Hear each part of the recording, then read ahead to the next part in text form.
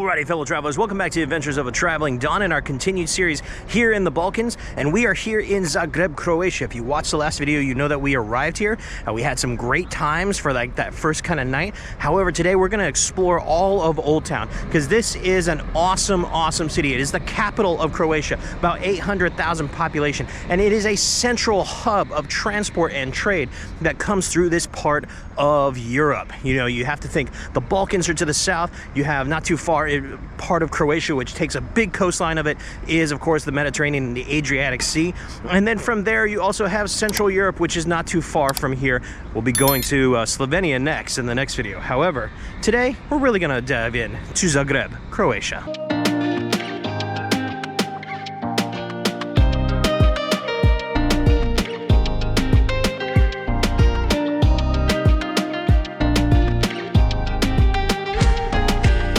So like many of the European cities, first and foremost, Zagreb's architecture is phenomenal. It is unique to its own extent because it does have a mixture of Gothic and Neo-Renaissance style, at least in the north and the Old Town. And then weirdly enough, the south part of the city is kind of the newer city, and that it was built during like the socialist period, during like the 1900s. So it is kind of fascinating. It's like almost like a tale of two cities depending on where you go. But particularly when you're here on the north side in the Old Town, this is where it's absolutely gorgeous because you have all the great architecture, and then of course, like many European cities as well, it does have an abundance of parks to kind of walk through. Someone like this park, I think it's like Zrenjevac, I think I got that name right, but they're like dotted all over the place, and they're just surrounded you know, again, by like beautiful squares, fountains, and of course amazing architecture. So it's one of those things I love about Europe, is really the architecture and the setup of the cities.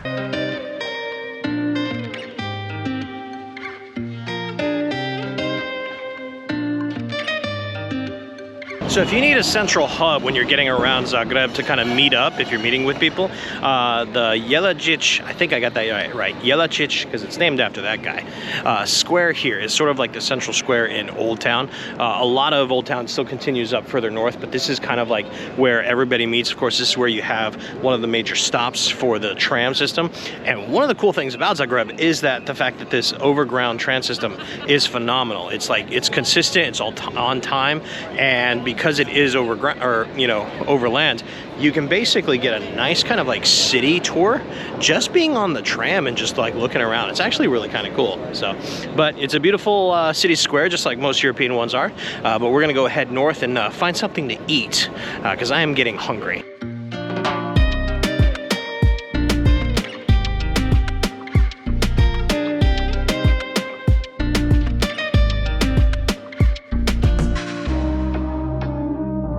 So if you guys watched my last video on my arrival in Zagreb, you'll know that I ran into, late in the evening, this square right here.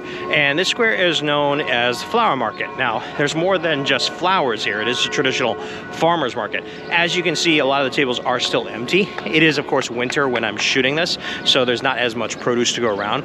However, there is still some activity going on, and the lead up from the square, from the last square we were at to this one here, of course, did have several flower vendors. So if you were looking for a farmer's market in Zagreb, this here is, it was on Google Maps, it said flower market. I'm not exactly sure the actual name of the square, but just kind of look that up. And it's like right across from the main cathedral behind me. So that's just kind of like, it's a cool farmer's market, and it was kind of interesting to see that there were actually flower stands, you know, on the lead up.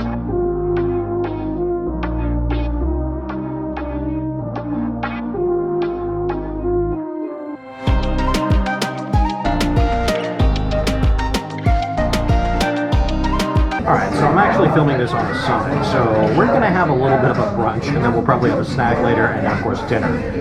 But today we're starting off at a place called Otto Frank, and it's a cool kind of like little restaurant. Like these streets, I think it's like Skalinski, and there's several other, these Old Town streets just have a bunch of different bistros and restaurants and little cafes that are absolutely phenomenal. And I got myself a banana nut bread dish that looked looks absolutely phenomenal. First and foremost, the banana nut bread is like, it's a banana nut with like chocolate, so it's like a dark chocolate banana nut bread, and then they top it off with like a mascarpone cream with nuts, granola, Greek yogurt, all blended together with a little Nutella, and then like a raspberry coulis as well.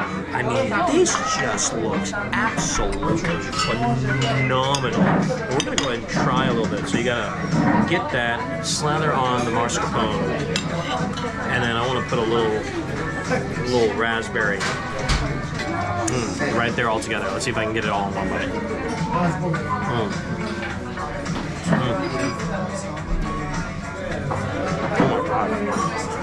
Oh my god. That's one of the best breakfast bread items I've ever had in my life. That's fantastic.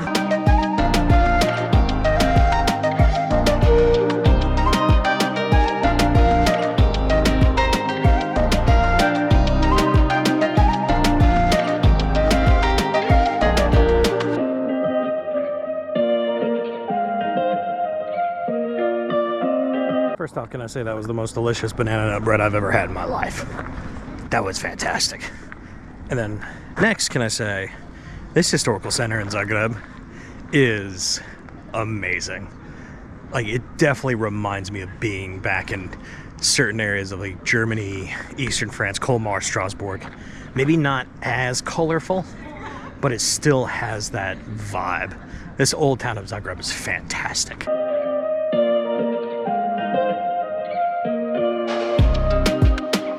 So the western side of Old Town can get a little hilly and you end up going up these set of stairs. But what's kind of cool is I just literally ran across what looks like grape wine vines here in the middle of the city on the hill. That's fantastic. If that's what they are, even if they're some other form of fruit or something, that's just kind of cool. Like, literally, we're in the middle of the city. One of the main strips we were just on is down there, and then there's these rows of grapevines. Nice. You can't get any more local wine than that.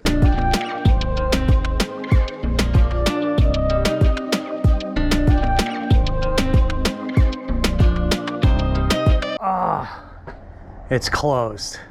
So the next place I was going to take you guys was this place called Pod Starim Krokovima, or Krovovima. It's apparently the oldest cafe in Zagreb. Goes back to like 1830. Damn, they're closed. I'm not surprised. So one thing, when you travel during the wintertime, and I've said this multiple times, a lot of times places are fully closed. Oh, it's also a Sunday when I'm filming this, so maybe they're just closed on Sundays. So take that into account.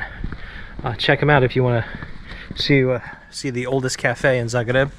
Make sure maybe don't come on a Sunday, because maybe they're closed. Or maybe they're just closed in the winter. Either way, we continue onwards.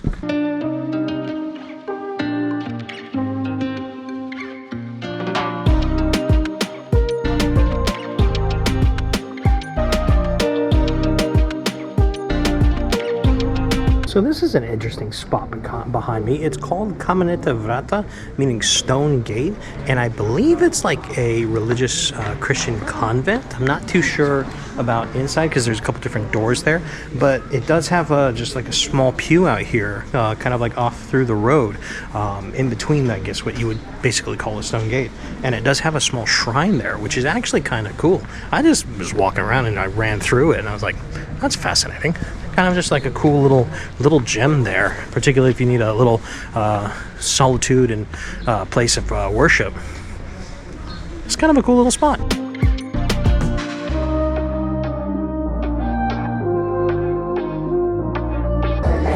So in my search for coffee, I found this place called the Cafe Bar Destino, and it's much less of a traditional cafe and more of kind of like a Croatian dive bar, but they do serve coffee here. So I got myself a little coffee, just kind of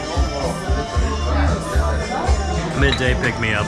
And they also serve sausages here, and by sausages I mean a big freaking sausage. So we're gonna go ahead and dive in. It's supposed to be the spicy one, slamenika, with a little cheese inside. Oh, I heard it was good. Yeah, it's season time. Not bad. Yeah, like I said, much more of a dive bar than an actual coffee shop, but it's a nice spot.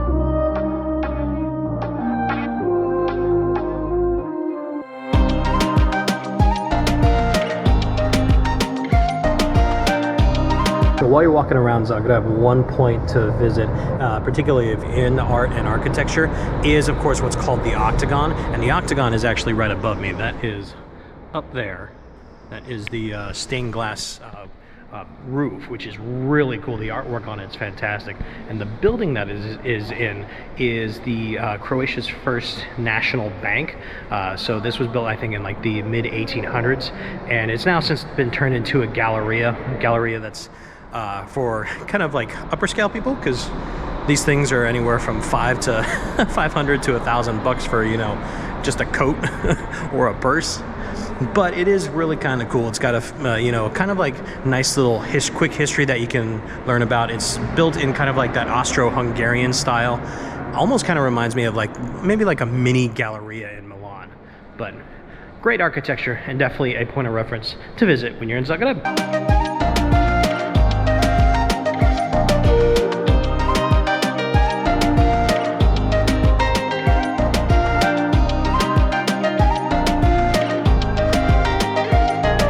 Alright guys, so I am excited about this one because this next spot is called the Museum of Chocolate here in Zagreb. And it's really cool because you get this little box to start with, and inside are 6 different styles of chocolates, as well as a 7th one that has like the little water drops there.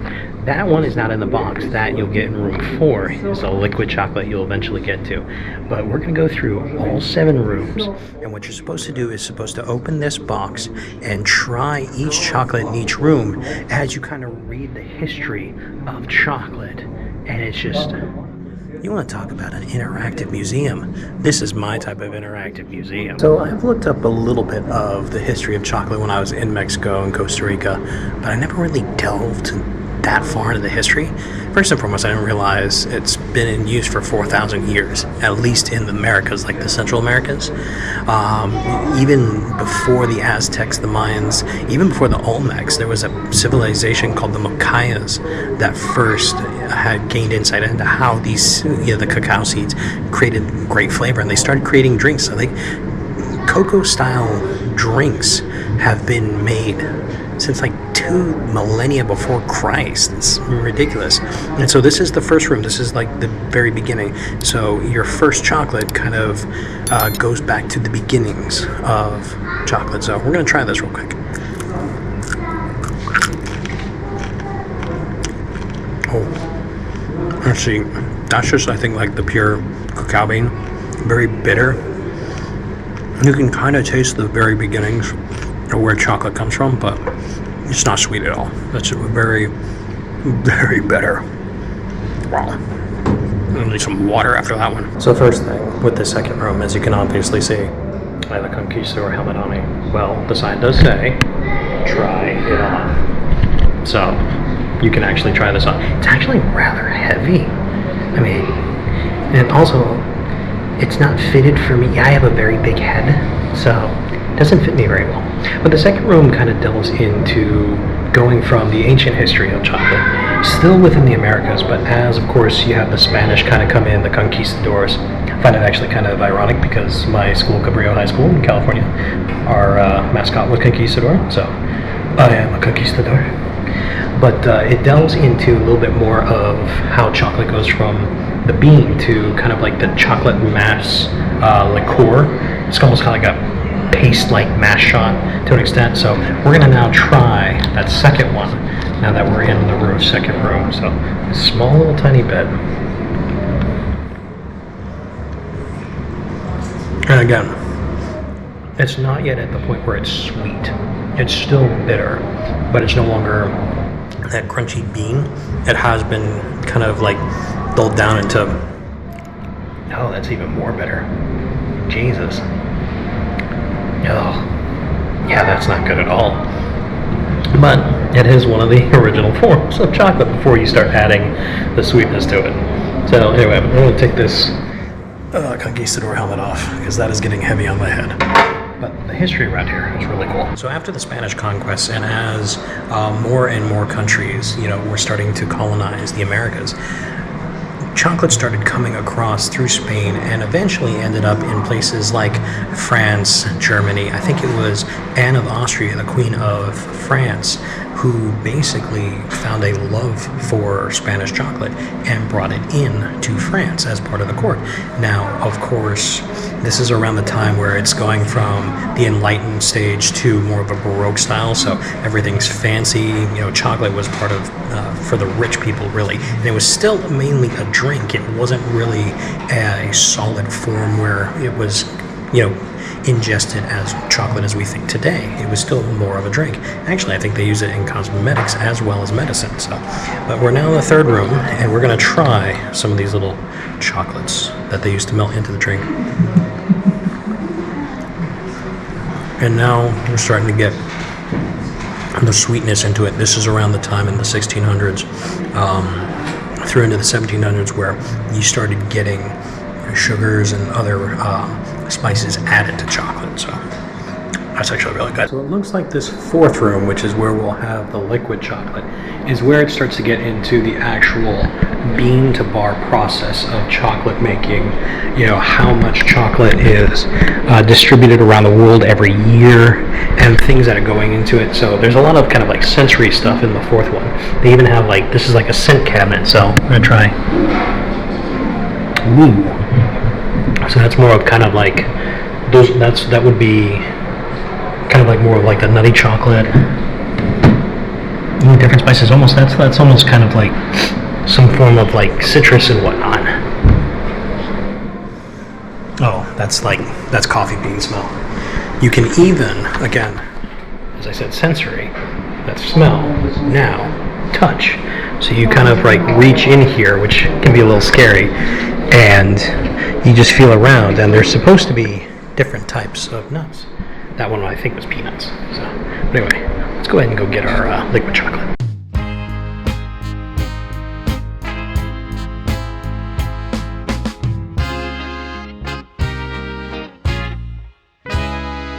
It looks like there's 3 different types of liquid chocolate that you try. So the first one, I'll try here.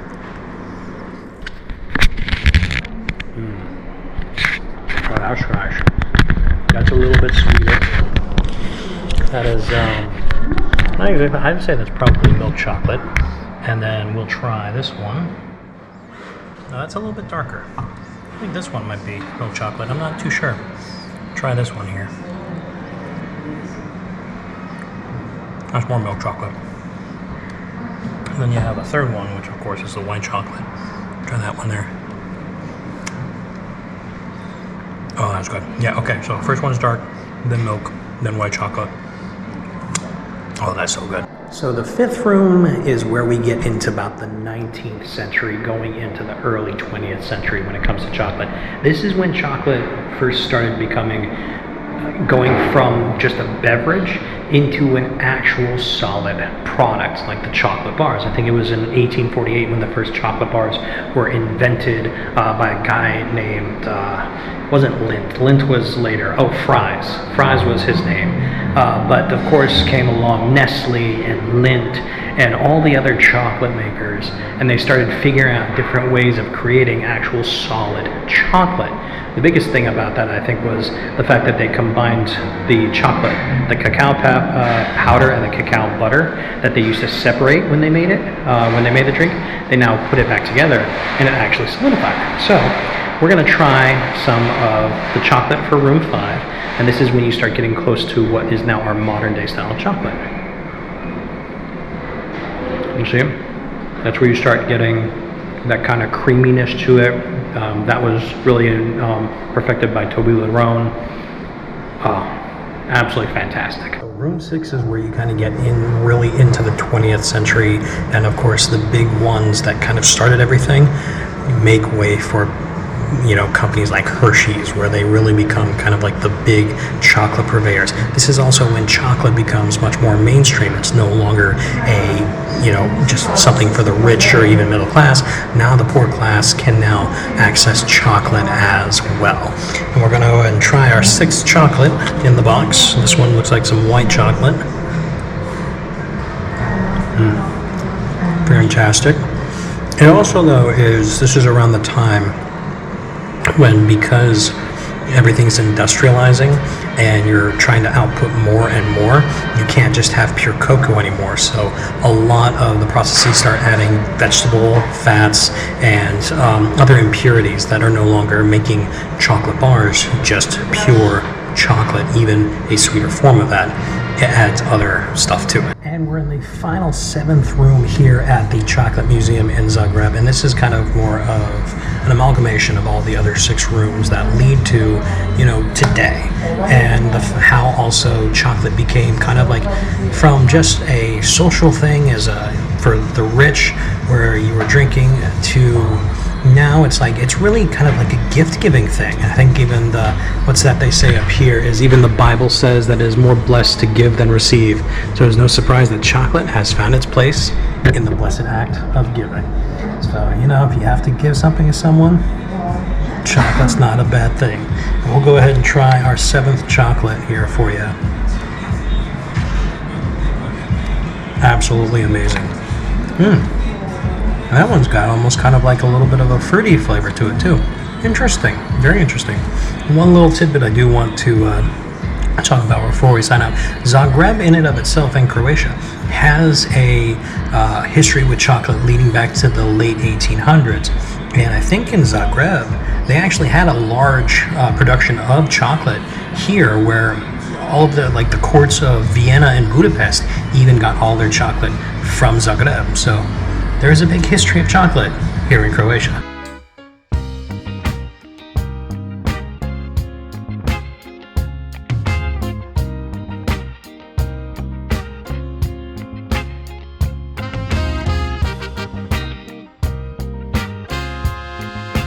All right, now that was a fun experience. It makes me really want to go back to Costa Rica or Mexico and actually go to one of the cacao farms. So that was awesome. And definitely when you come out, there is of course a gift shop where you can buy all the delicious looking chocolates that they have on display there. It's amazing. So, all right, anyway, let's continue on with our tour of Zagreb.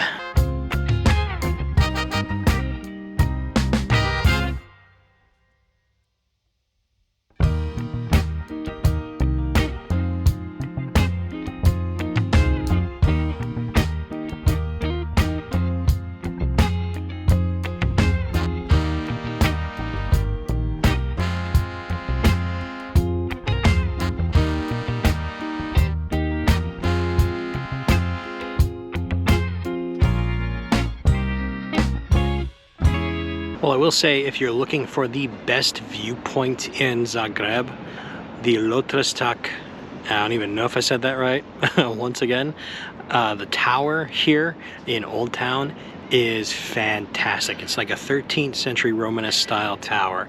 It has about 3 different floors as you kind of spiral your way up. That has like different galleries of just like old black and white paintings of different parts of Zagreb from, the early 1900s. And it's only €3 to come in. You can come on up. I think at noon on the 3rd floor there is a Greek cannon in there that they do fire off, I believe, every day at noon. It can be a little loud, so watch your ears. But when you come up to that last floor, you can pop out here and you just have this grand view of all of Zagreb. So you have Old Town, of course, here on the north and east side, and then of course the new modern town further south. So for €3 to come up here, spend some time, peruse the galleries, it's, that's worth it. And also to get up to this area, because this is kind of more the top hill area of Old Town Zagreb, you can take a funicular, and that is only like 66 euro cent. So it's not even €1 to come on up one way, and it's literally probably 66 seconds. It's not a long funicular, but it does get you up. And like I said, this with the funicular, less than €4 to really kind of get this view and not have to climb all the way up. You climb up the tower, but not all the way up the hill. Not too bad of a deal.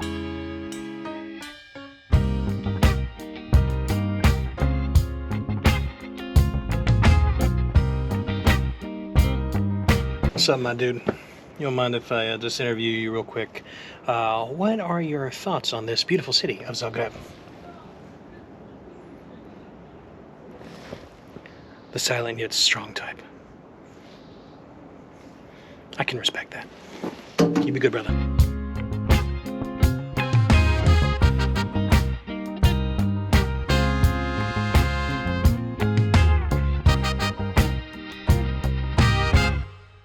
All right, so two major points of note in Zagreb that I'm going to showcase to you guys that unfortunately I cannot really delve into myself is, of course, the Cathedral of Zagreb and the Capital Fortress. So as you can see right now, it is under renovation and reconstruction, which kind of sucks for me. Outside, it looks absolutely fantastic from what I can see. The artwork and the architecture on particularly the cathedral is fantastic. Personally, I'd really like to delve into the fortress myself because that's more my speed. But even still, I did want to point it out because it is two of the major kind of like tourist destinations here in Zagreb. So when you guys come here to Zagreb, send me some photos of inside both of these so I can see and be jealous that you got to go in and I didn't. Now that I'm sad, I want a beer. So let's go get a beer. All right, so this is neither traditional nor Croatian, but you know, as the old saying goes, wherever you go around the world, you'll find an Irish pub. And that's where we're at. There's a place called Harrods. I have clocked it the last couple days. It's been on my list, and I wanted to come in here, and that's what we're doing. So we're in an Irish pub, and this place is number one. It's huge, and it's cool, decorated out. It's a great place to definitely come and watch a football game for sure, or maybe even a rugby match. And it's a really nicely decorated Irish pub. So cheers to you guys.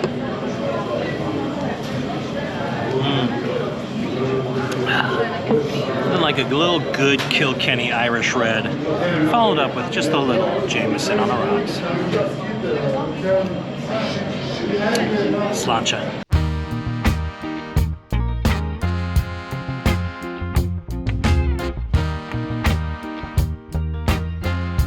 So I'm gonna reel with you guys. This was not how I was expecting the night to end. However, it is a Sunday night, it is in January, so it is the off season. Not a lot of places were technically open, and I've already been to one spot. I try not to redo places that I've done in previous videos, at least not like back to back. So we're here at a McDonald's in Zagreb, so we're gonna try this. And we're not even getting anything special. We're basically chicken nuggets and a little burger. So we'll see how it is in Croatia. Tastes about the same. Actually, I'd say the chicken nuggets taste a little bit better.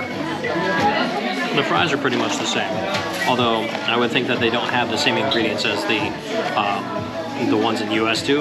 I have seen like that video, like the Food Wars video of like UK versus US McDonald's. The stuff we put in our fries in the US is, I don't go to McDonald's anymore in the US. However,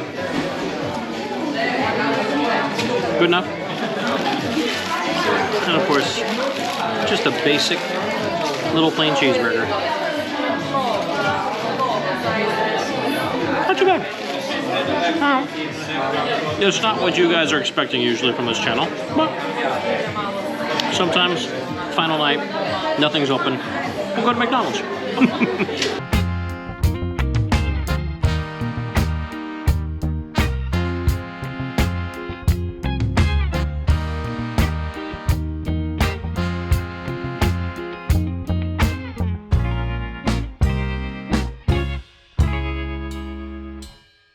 All right, guys, so that is going to be the end of our Zagreb trip. These last two videos have been amazing. I have fallen in love with this city like many of the others, and this place I definitely want to come back to, particularly maybe not in the height of summer when it's a little too hot, but definitely come here during kind of like early fall or maybe like late spring. Sounds like a fantastic time to come to Zagreb. Like, this city is amazing. The transportation system is fantastic. Everything is pretty clean from what I saw. You know, it's just, there's so much to see. That chocolate museum was amazing. And even in the last video, the place that I had dinner at, the Tolkien house, like, has a big Tolkien nerd.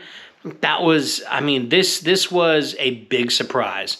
I only had a couple of days here in Zagreb, and I filled it up to pretty much what I wanted, and that was so much fun. So I appreciate you guys joining me for these last couple videos in Zagreb. We're off to pretty much our final destination here in the Balkans. That will be in Slovenia.